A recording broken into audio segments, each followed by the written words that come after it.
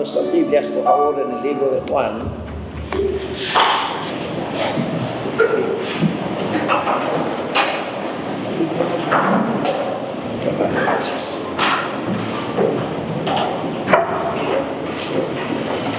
Ay, ay, ay.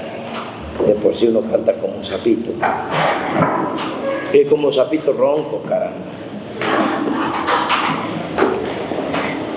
Como sapito saliendo del COVID, yo creo. No, hombre. ¿Listos? Hay lugares aquí al frente. Vemos aquí unas cuantas sillas para que se ocupen también, por favor.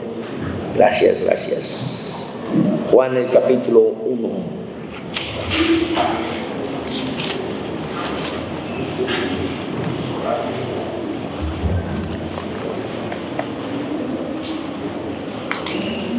Mateo,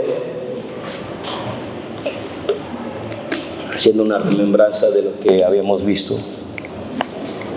Mateo comienza la carta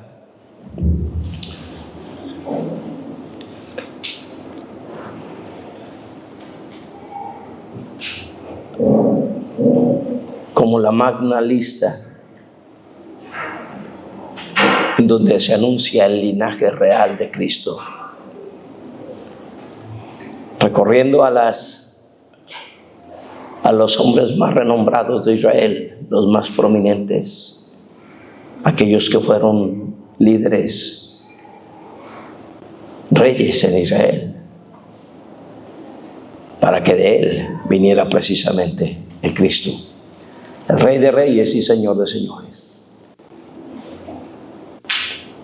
En Marcos, al ver al Señor Jesucristo como un siervo no tenía ni genealogía, no se contaba nada de él. En ocasiones ni siquiera nombre.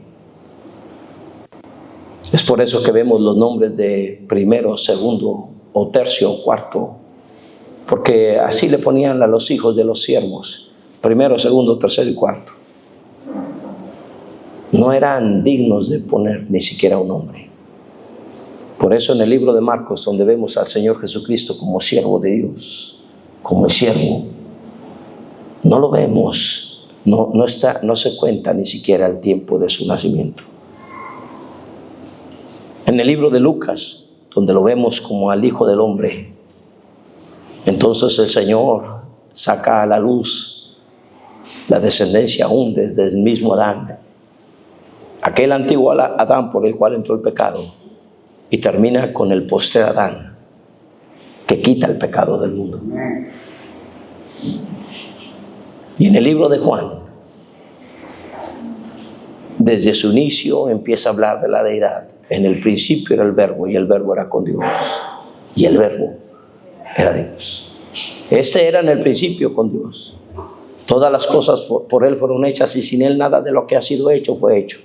En él estaba la vida era la luz de los hombres. La luz en las tinieblas resplandece, y las tinieblas no prevalecieron contra ellas.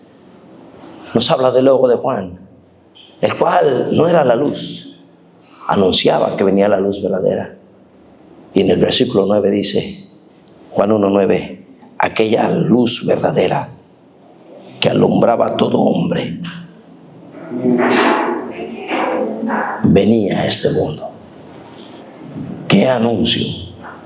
¡Qué anuncio! El cielo estaba estremecido de las cosas que se estaban haciendo. La luz verdadera. Padre, cómo te agradecemos por tu bondad. Te ruego, mi Dios, en el nombre de Jesucristo, que por amor de tu nombre me escondas detrás de tu preciosa cruz. Y por tu gracia, tu Santo Espíritu, que tenga libertad de glorificar a Cristo en nuestros corazones. Te damos honor y gloria por lo que has hecho por nosotros en Cristo. Amén. Favor de sentarse, hermanos. Aquella luz verdadera, entonces, hermanos, dice la Escritura, aquella luz verdadera venía a este mundo.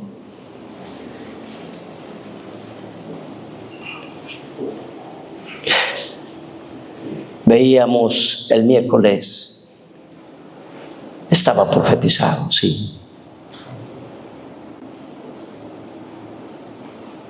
Venía en pureza, sí.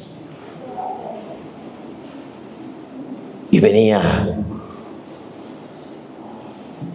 en persecución, sí.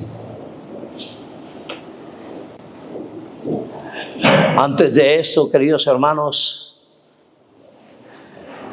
6 meses antes de que el Señor obrara en el vientre de María, para que el santo ser que reposaría en ella,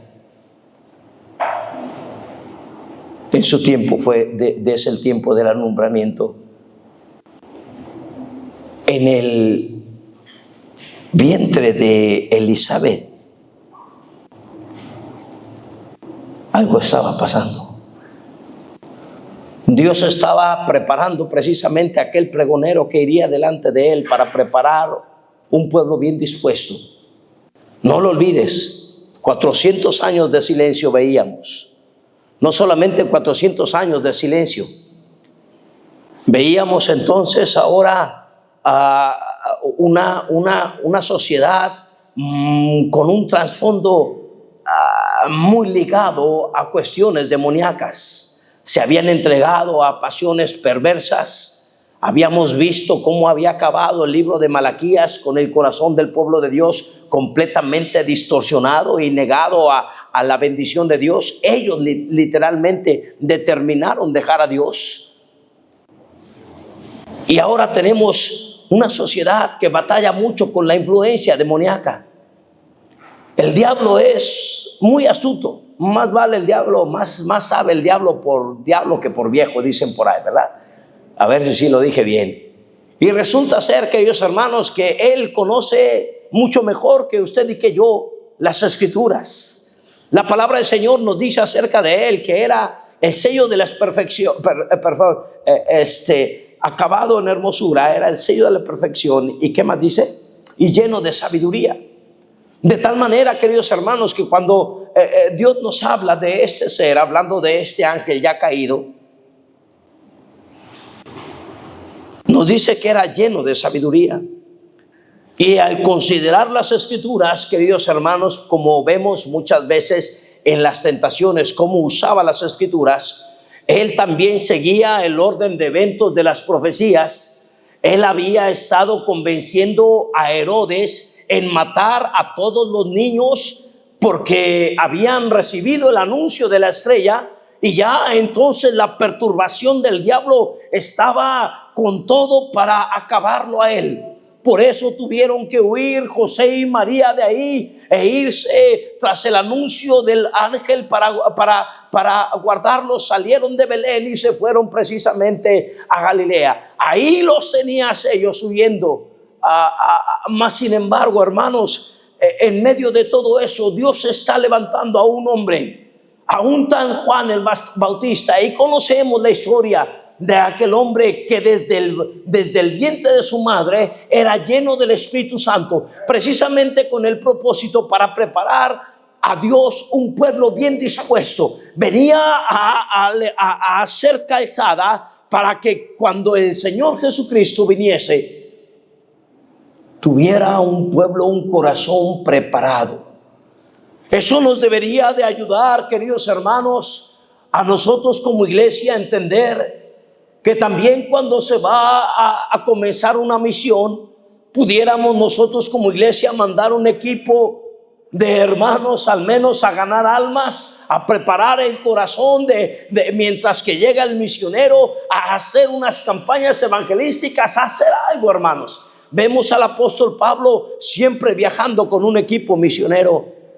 Y también, hermanos, nos debería hacer entender que la oración prepara el corazón de nuestros familiares inconversos. El corazón necesita prepararse para tener un pueblo bien dispuesto. Y en tales circunstancias, hermanos, se topó Juan el Bautista precisamente con aquellos sabios que habían ayudado a los macabeos, con aquel pueblo pudiente que ahora los habían puesto en grande estima. Ya se habían levantado ellos mismos una cosa que se llamaba el Sanedrín, donde había 70 jueces. Todo se regía por ellos, aún lo del sacerdocio, todo se regía por ellos. Nada se permitía si no fuese ahora por el juicio de estos 70 hombres. Mateo, por favor, el capítulo 3. Juan el Bautista está predicando y su predicación era esta. En aquellos días vino Juan el Bautista predicando en el desierto de Judea y diciendo: arrepentíos, porque el reino de los cielos se ha acercado. Pues este es aquel de quien habló el profeta Isaías cuando dijo: voz del que clama en el desierto, preparad el camino del Señor, enderezad las sendas. Y Juan estaba vestido de pelo de camello y tenía un cinto de cuero alrededor de sus lomos. Y su comida era langostas y miel silvestre. Y salía a él Jerusalén y toda Judea y toda la provincia de alrededor del Jordán. Y eran bautizados por él en el Jordán, confesando sus pecados. Al ver él que muchos de los que, hermanos, no olvides que aquellos que ayudaron a los macabeos fueron estos fariseos. Ahí nacieron. En aquel tiempo se le llamaba, no recuerdo cómo, gidalistas, pero al fin eran los hombres fieros, hombres de convicción, con celo. Y dice la palabra de Dios: al ver él que muchos de los fariseos y de los saduceos venían a su bautismo, les decía, ¿qué les decía, hermanos? Ahora vamos a entender quiénes eran los fariseos. Ellos estaban acudiendo a una predicación diferente, a un reto lleno del poder del Espíritu Santo. Cuando el Señor compara precisamente a Juan el Bautista con los profetas que se habían levantado antes de él, dicen: hombre, ni a los talones le llegan, ni siquiera Elías. Este hombre llegaba con el poder del Espíritu de Dios sobre su vida, y llega y restrega en el corazón de ellos estas palabras diciéndole: generación de víboras, ¿quién os enseñó a huir de la ira venidera? Haced pues frutos dignos de arrepentimiento. Que se vea claramente que, y esta era la predicación que traía Juan, y sacudía precisamente a aquellos hombres con verdades claras. No penséis decir dentro de vosotros mismos: a Abraham tenemos por padre, porque yo os digo que Dios puede levantar hijos de Abraham aún de estas piedras. Y ya también el hacha está puesta a la raíz de los árboles. Por tanto, todo árbol que no da buen fruto es cortado y echado en el fuego. Y no olvides, queridos hermanos, que él venía para preparar al Señor un pueblo bien dispuesto. La luz vino, la luz verdadera. Se iba a manifestar pronto en Juan, para decir: yo soy la luz verdadera. Pero aquí tenemos al Señor viniendo.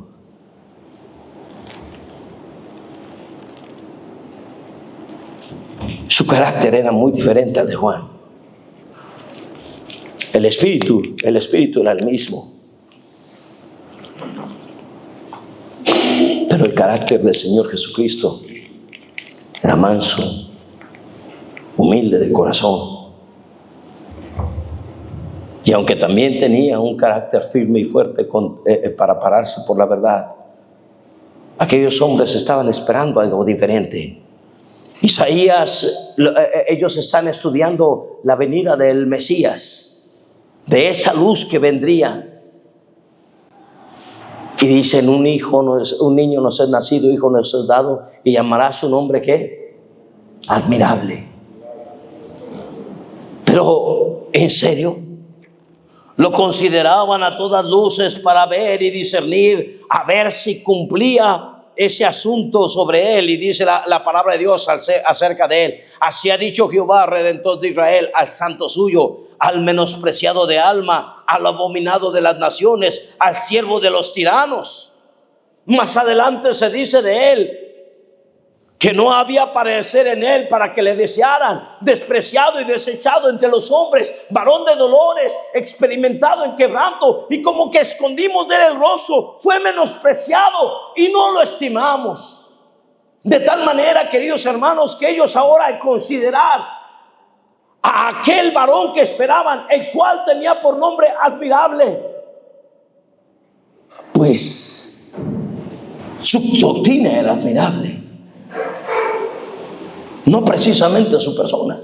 Ellos esperaban un rey, alguien que viniera y pusiera en su lugar a los ejércitos romanos que estaban gobernando en ese tiempo. Pero lo vemos sencillamente como el hijo del carpintero.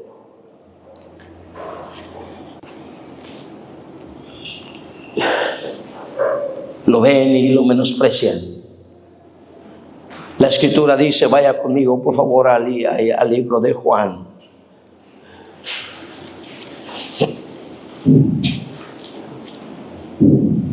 En el capítulo 1 dice la escritura, Juan capítulo 1, desde el capítulo 1, versículo 12. A lo suyo vino, versículo 11. A lo suyo vino y los suyos, ¿qué dice? No le recibieron. No alcanzaban a discernir en él la deidad. No lo alcanzaba. Él tenía que ahora manifestar quién era. Yo soy la luz del mundo. Yo soy el pan de vida. Yo soy la vid verdadera. Y se les dice cuando habla del pan de vida, yo soy el verdadero pan de vida. Los que comieron en el tiempo de Moisés, caramba, murieron. Pero el que come de este pan no tendrá hambre ni sed jamás. Oh, hermanos, el Señor se tiene que parar y decir y añadir a lo yo soy que se adjudica, les añade verdadero. ¿Tenía que? ¿Acaso tenía que? La salvación es por creer en Cristo como el Salvador. Y Él venía precisamente a dar testimonio de Dios.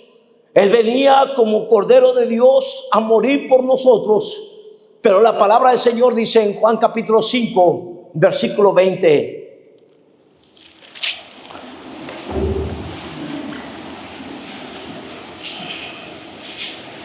De cierto os digo, el que oye mi palabra y cree que, hermanos, y cree a quién, y él venía precisamente para anunciar de Dios, y crea el que me envió, tiene vida eterna. Pero no creían que él y el que le envió era el mismo. No lo creían. Las señales que hacían, hermanos, era un testimonio claro y evidente de quién él era. Porque los judíos buscaban señales, no lo olvides. De tal manera, queridos hermanos, que ahora él empieza a hacer señales delante de todo el pueblo del Señor, y los hombres se quedan estupefactos. Los hombres no podían entender lo que estaba pasando. Los mismos discípulos o apóstoles, cuando iban con él en la barca, y el Señor lo fueron a despertar porque tenían miedo de morir, el Señor se levanta y reprende al viento y al mar y le dice: calla, enmudece. Y aquel viento se va como un perrito con la cola entre las patas, y se hace grande bonanza, y se empiezan a ver unos a otros y dicen: bueno, ¿quién es? ¿Quién es el que está entre nosotros? ¿Que no lo conocías? ¿Que no lo conocías? Hay dos doctrinas que uno A mí no me gusta sonar teólogo. Evito muchas veces, aunque estudié griego, y casi soñaba en griego, evito muchas veces nombrar las palabras en griego. Pero hay dos doctrinas que son muy fundamentales en la encarnación de nuestro Señor. Vaya conmigo al libro de Filipenses, por favor.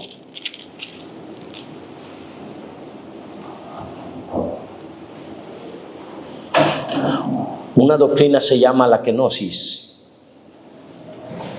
y la otra doctrina es la unión hipostática. Olvídese de los nombres porque no les va a ayudar para ser más santo, ni para ganar almas, ni para nada. ¿Sí me explico? Solamente quiero explicarles qué es lo que le va a ayudar de estas doctrinas. La kenosis. Vaya conmigo a Filipenses capítulo 2 para entenderlo.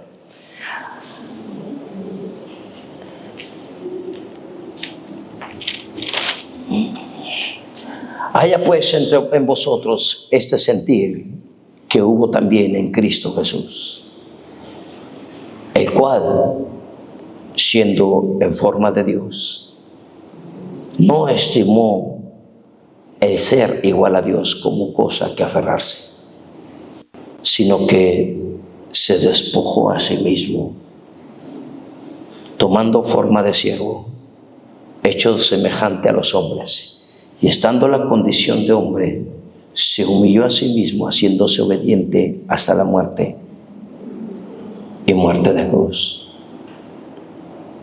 Estas doctrinas explican precisamente de qué se despojó Dios.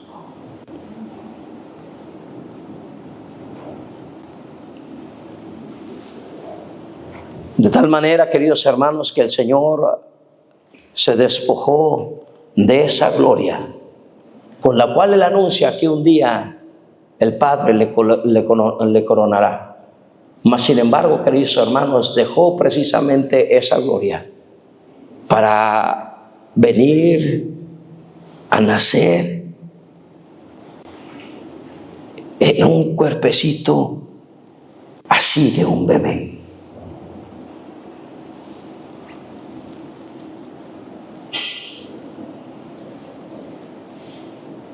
La maravilla de la encarnación de Dios. En toda debilidad. Dice el Salmo, mi embrión vieron tus ojos. ¿Puedes imaginar, querido hermano, cómo el Señor está hablando de sí mismo, diciendo, mi embrión vieron tus ojos?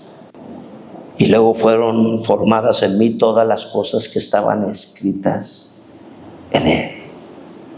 Oh, cómo la buena y preciosa mano de Dios estaba precisamente en ese nacimiento virginal, como no tenemos una idea.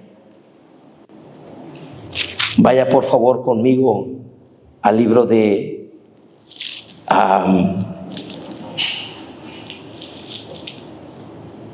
Hebreos, por favor.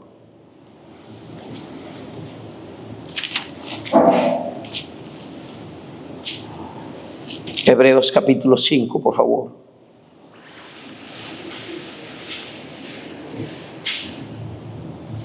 ¿Lo tienes? Dice la palabra del Señor, versículo 7, Cristo en los días de su, ¿qué, hermanos? De su carne, ofreciendo ruegos y súplicas con gran clamor y lágrimas al que le podía librar de la muerte, fue oído a causa de su temor reverente. Y ahora vemos a Cristo y lo vemos desde esa perspectiva en los días de su carne. Él se levantaba con toda autoridad diciendo a los fariseos, antes que Abraham fuese, yo soy. Él se levanta ahora, versículo 8 dice, y aunque era hijo, por lo que padeció, aprendió obediencia, habiendo sido perfeccionado, vino a ser autor de eterna salvación para todos los que le obedecen. Vaya por favor conmigo al libro de Juan, por favor. Juan, el capítulo capítulo 10. Ya habían empezado a tratar de presionarle. Él se había manifestado a aquella dama en Juan capítulo 4, cuando están hablando y la plática torna en el Mesías, y él le dice: yo soy el que habla contigo. En Juan capítulo 10, ahora los fariseos llegan precisamente para tratar de presionarle por los milagros que él hacía, y habían tratado de quitarle la vida y quitarlo del medio. Y él entonces se descubre y les dice en Juan capítulo 10 y el versículo 30: yo y el Padre, ¿qué dice, hermanos? Y aquellos hombres empiezan a rechinar los dientes, porque no podían ver en él más que el hijo del carpintero. Pero él se había despojado precisamente de aquella gloria en la cual se había transfigurado en frente de sus discípulos, y ellos le habían visto en toda su gloria, aunque no en toda.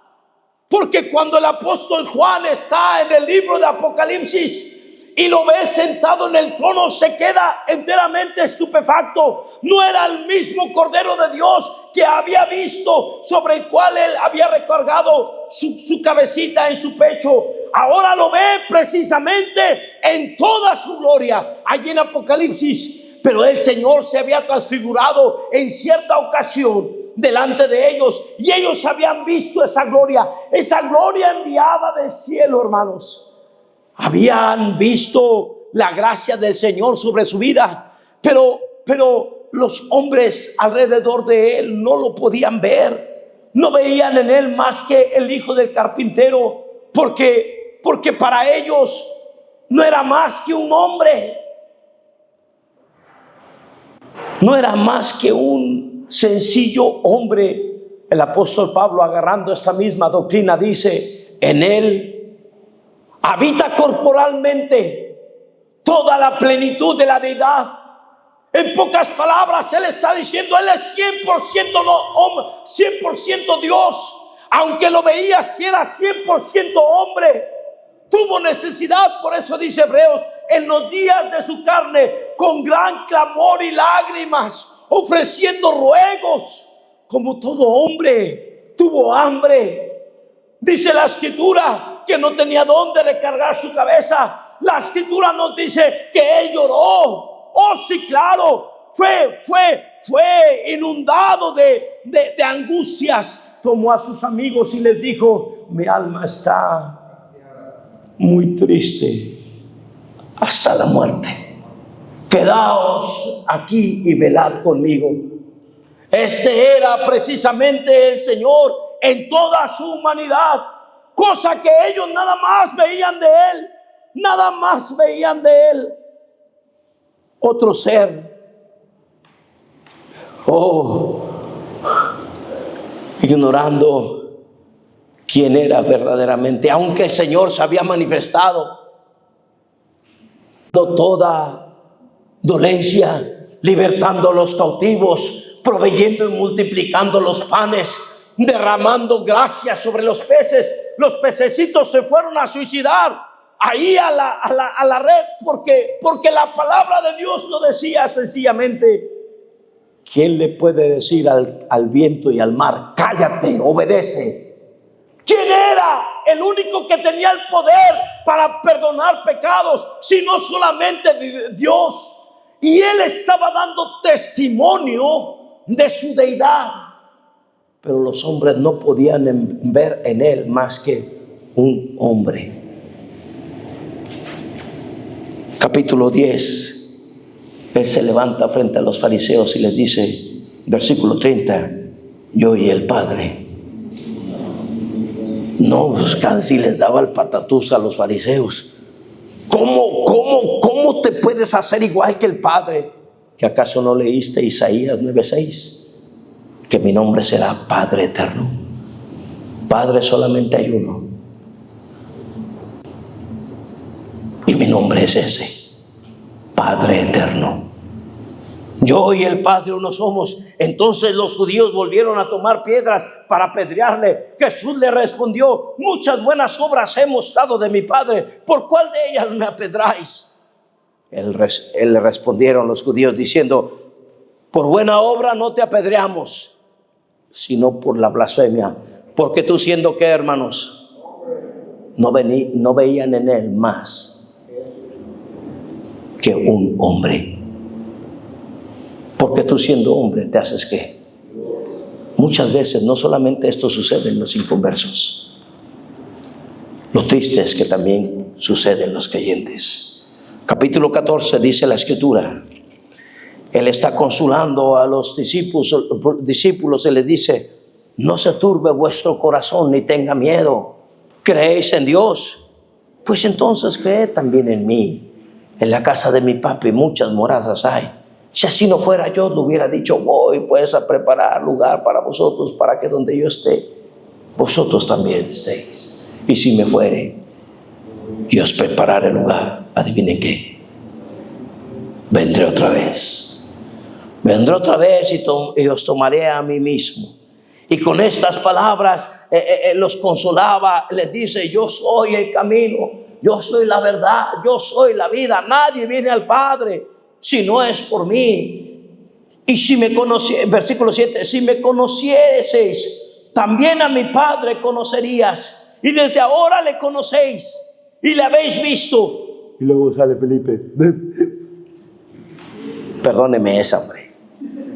Les acaba de decir: si me conocieses, también a mi Padre conoceréis.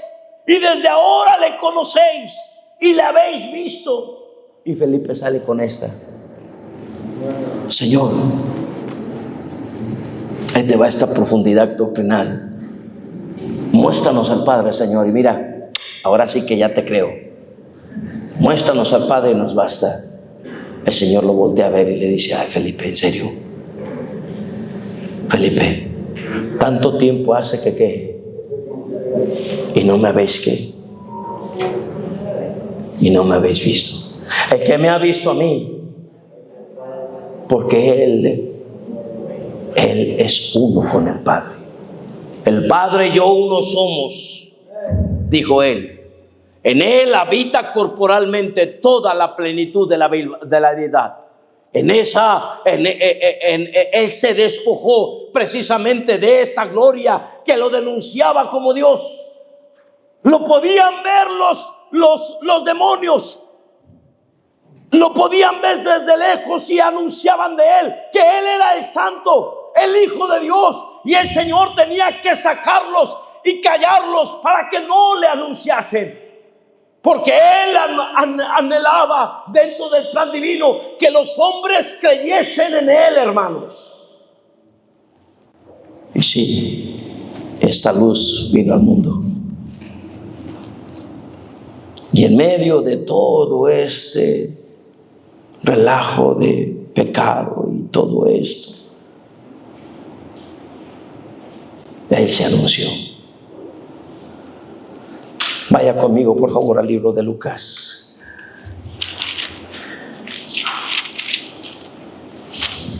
Capítulo 2 dice la Escritura: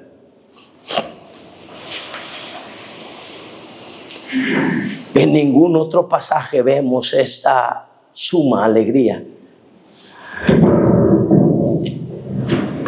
Es que, hermanos, estoy seguro que todos los ángeles querían ver lo que estaba pasando.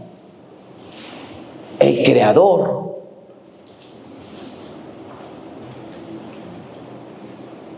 estaba preparando cuerpo para Él.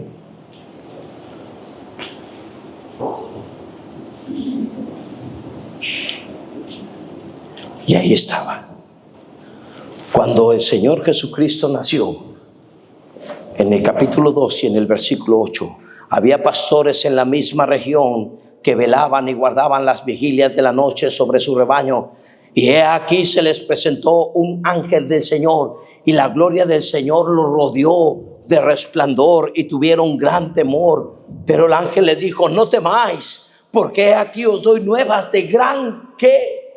Oh, hermanos, mire, si para ellos era, debería de serlo para nosotros.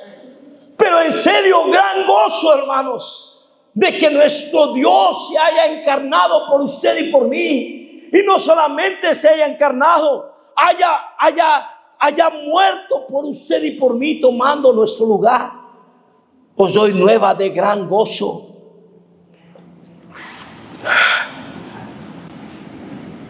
Que será para todo el pueblo, porque os ha nacido hoy en la ciudad de David un Salvador, que es el Mesías o el Cristo, el Señor. Esto servirá de señal: hallaréis al niño envuelto en pañales, acostado en un pesebre. Y repentinamente apareció con el ángel una multitud de huestes celestiales que alababan a Dios y decían: gloria a Dios en las alturas, en la tierra paz, en la tierra buena voluntad. Oh, hermanos, la gracia de Dios se ha volcado a ver a los hombres que vivían en oscuridad, en tinieblas y bajo el dominio del diablo. Este bendito Salvador, hermanos, se despojó de su gloria por usted y por mí, y era motivo de gloria y de alabanza, no de los temerarios y de yo no sé qué música el mundo celebra. Ahí vienen los pastorcillos y María y que el burro y que, oye, hermanos, qué insensateces cantan. Mire, usted tiene la oportunidad de darle gloria a Dios. Tiene la oportunidad de juntar a su familia este día que celebra usted la Navidad, y no mentirles con cosas tan perversas de un hombre que no se sabe si es hombre o es mujer, porque se dice ser hombre pero le dicen santa. No cuerda, o es santo o es santa. Pero no, perdónenme muchachitos que están aquí, pero no, ningún viejo barbón viene a darles ningún regalo. El regalo de Dios vino al mundo. No podemos disfrazar esa verdad con una mentira. El regalo de Dios vino al mundo porque la paga del pecado es muerte, y la muerte había entrado a todos los hombres por cuando todos pecamos.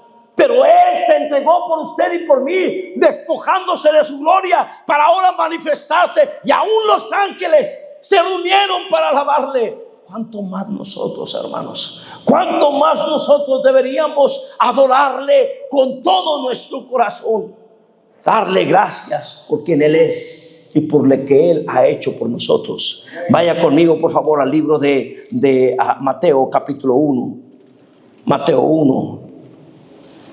Dice la Escritura, versículo 22: todo esto aconteció para que se cumpliese lo dicho por el Señor por medio del profeta cuando dijo: he aquí una virgen concebirá y dará a luz un hijo, y llamará su nombre, ¿qué, hermanos? Emmanuel, que traducido es ¿qué? Dios con D mayúscula. Hubo algo que Él escondió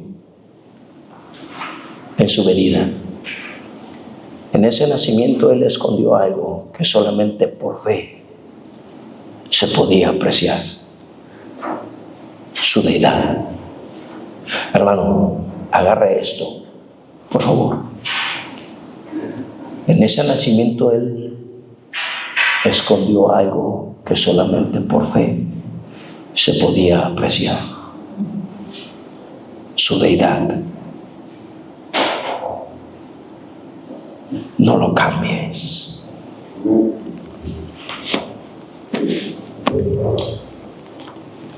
Llegan días en donde es importante manifestar quién Él es y en quién creemos.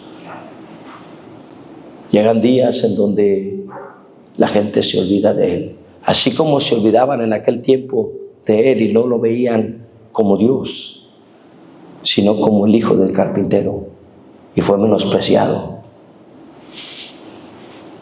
Acuérdense de esas palabras. cuando esté el 24 de diciembre. Si sus palabras es hablar de ustedes, prender la tele, escuchar música, poner jueguitos, pasarla bien, comer demasiado, vestir bonito, y el Cordero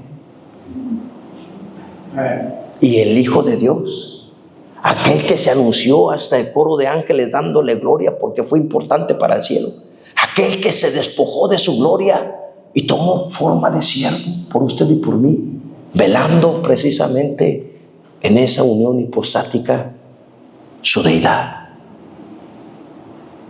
¿Le alcanza a ver? ¿Le alcanza a discernir?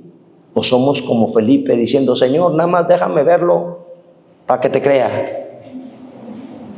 ¿Lo invitas? ¿En serio te vas a apartar el 24 para pensar en Él y celebrar de Él? Si es así, planea algo para Jesús. Planea el culto con su familia. Algo donde tu corazón se pueda abrir. Aquellos hombres entregaron algo a Jesús. Algo que usted pueda entregarle. ¿Es malo todo lo demás? No, no es malo todo lo demás.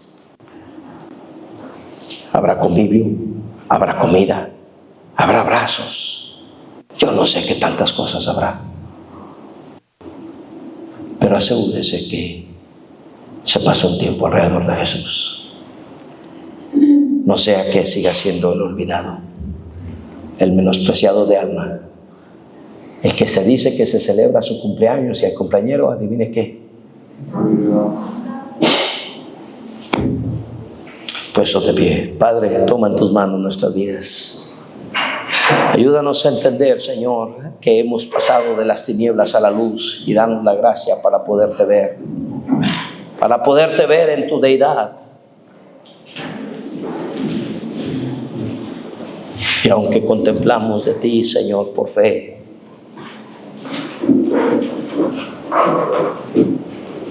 los días de tu carne y también tu poder y tu deidad,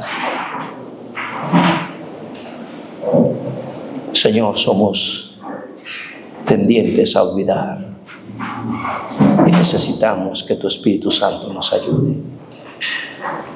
ayude a volvernos a ti y a honrarte. Bendice, Señor. Permite que estos días de celebración sean preciosos alrededor de ti. Permite, Padre Celestial, que estos días de recordarte sean días de gran gozo, como decía el anuncio de los ángeles. Porque te recordamos a ti. Y permite, Señor, que cada padre tenga convicciones de enseñar a sus hijos. Y cada creyente tenga convicción de honrarte en tu celebración. Te lo ruego, Padre, a favor, bendice.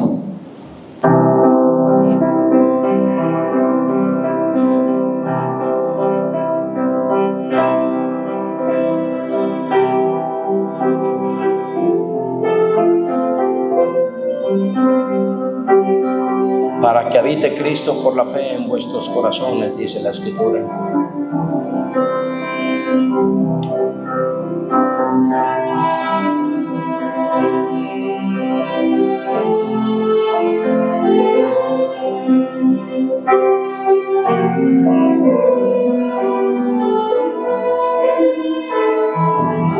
Invítele.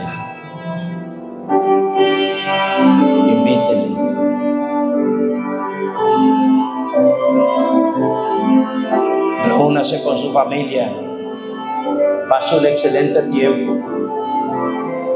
No son problemas los regalos, no son problemas las circunstancias, pero sí es una prioridad exaltar a Cristo.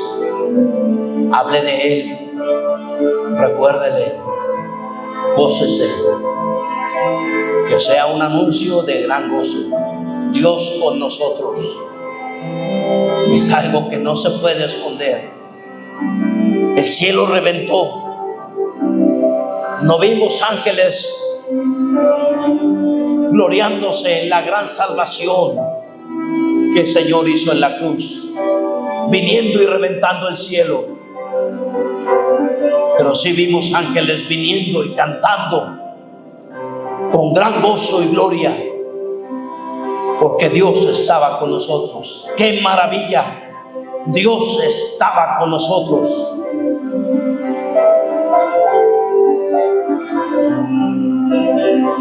En medio de la maldad del mundo, de la más terrible necesidad de su pueblo, el Señor vino.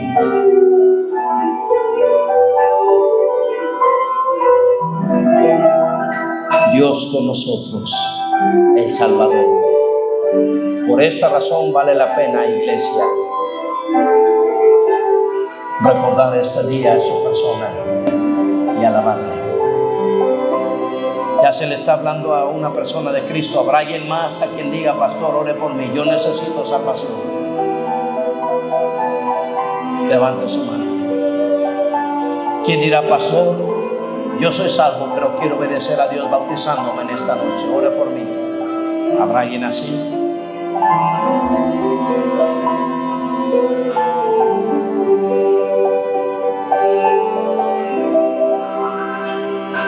Oh Dios del cielo, cómo te ruego, Padre,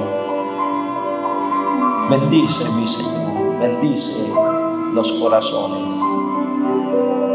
Ayúdanos a planear este tiempo, pasar tiempo contigo, mi Señor, pasar tiempo adorándote, recordando el día de nuestra salvación como familia, viniendo a ti, Señor, viniendo a ti, asegurando que haya lugar en nuestro corazón, que no tengas que tocar la puerta y andar buscando lugar en el mesón. Ayúdanos a entender quién eres tú. Ayúdanos a entender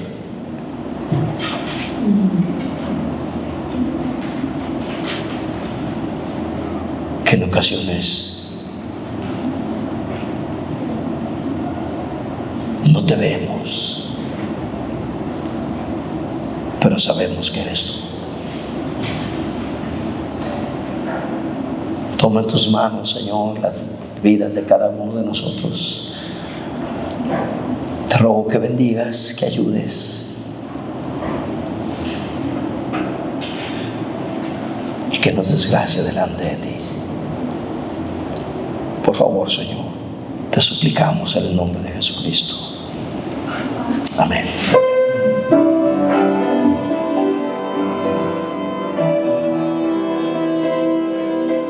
Mi amigo, ¿cómo estás? Qué bueno verte.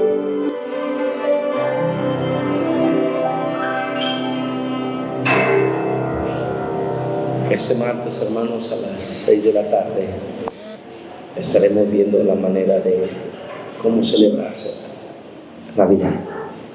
¿Qué puede usted darle?